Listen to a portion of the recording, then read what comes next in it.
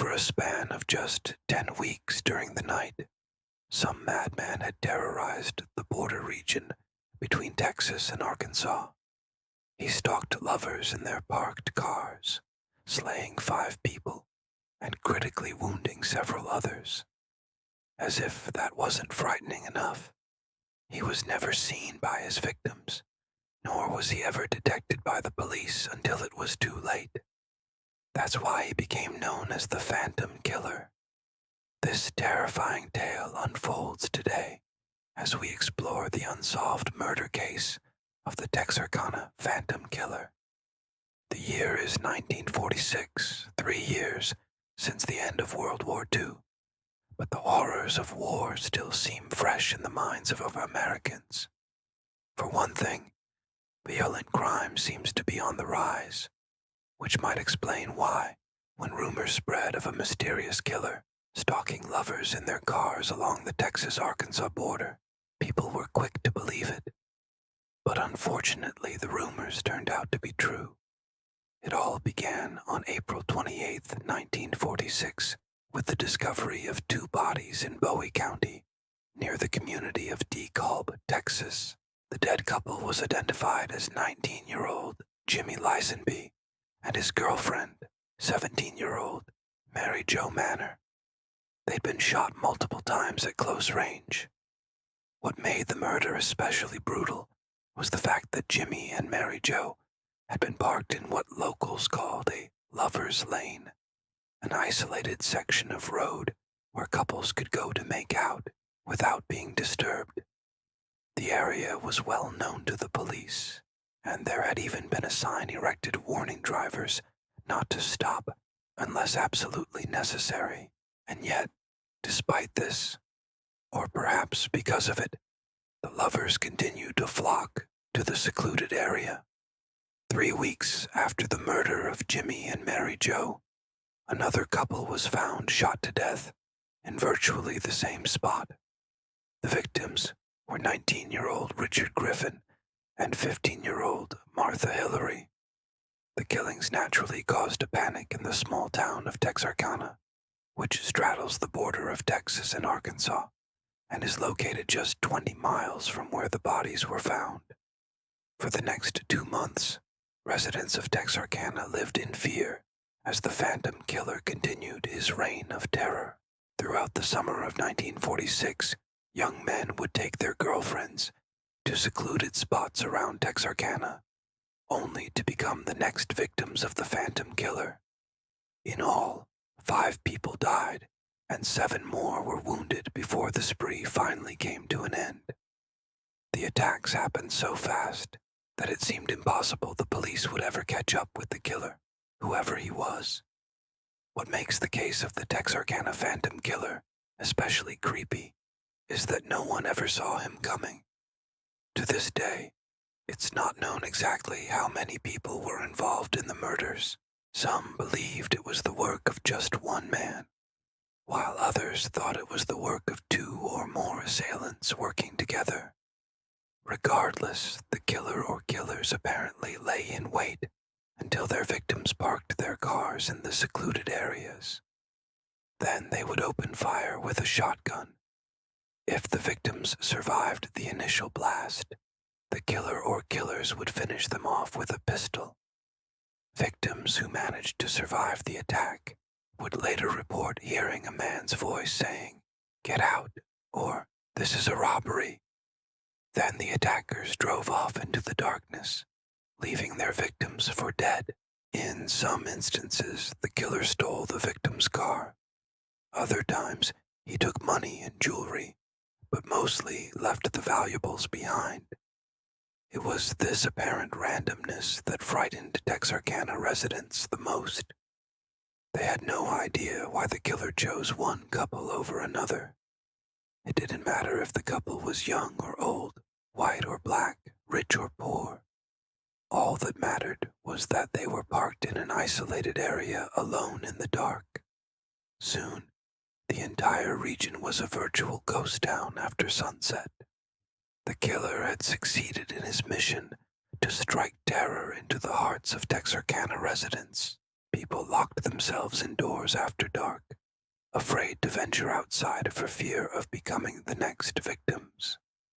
All across town, you could hear the sound of doors being bolted and windows being locked. Firearms flew off the shelves at gun shops. Locks were in such high demand that manufacturers couldn't keep up with orders. But despite all this, people still wanted to meet their sweethearts in secret. And soon, the killer struck again. On July 23rd, the bodies of a young couple were found in the front seat of the young man's car. Their names were Carl Hart and 17-year-old A.J. Morris, and like the other victims, they'd been killed by a shotgun blast at close range. 2 days later, the police received a call that 2 more victims had been found in a lover's lane near a golf course on the outskirts of town. The couple was identified as 20-year-old Paul Martin and 16-year-old Mary Rogers. Paul was pronounced dead at the scene, while Mary Rogers died a few hours later in the hospital. By now, everyone in Texarkana was afraid to leave their homes after dark. But the killer apparently wasn't finished. He had one more victim in mind. On August, Paul and Mary's brother, 22-year-old Drake Rogers, accompanied his sister and her boyfriend to a secluded lover's lane. But this time, he stayed in the car with them.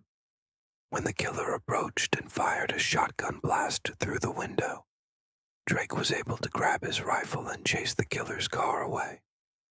Although none of the 3 victims were seriously injured, the phantom killer had struck again.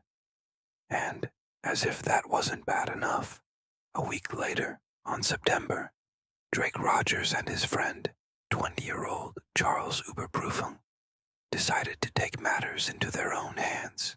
The 2 friends were driving around Texarkana, looking for the killer when suddenly they spotted a car matching the description of the one used by the phantom killer.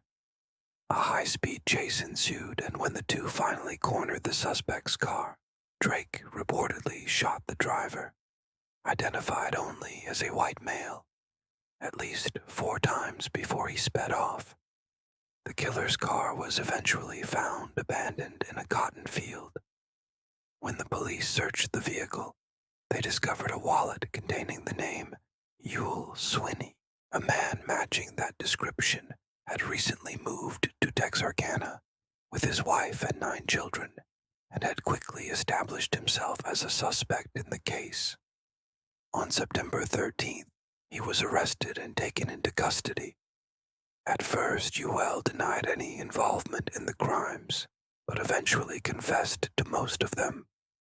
He implicated his wife in the crimes, claiming she was the trigger woman and that she killed all but 2 of the victims. He said the 2 murders he committed alone were those of Jimmy Lismonby and Mary Jo Manor, the first victims. While Yoel was initially charged with both murders, the charges were later reduced to voluntary manslaughter.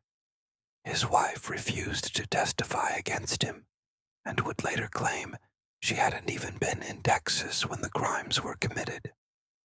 Yoel's case went to trial, and the prosecution had a great deal of evidence against him.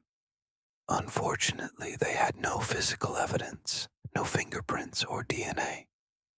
And without the testimony of Mrs. Swinney, they couldn't prove the weapon was the same one used in the murders.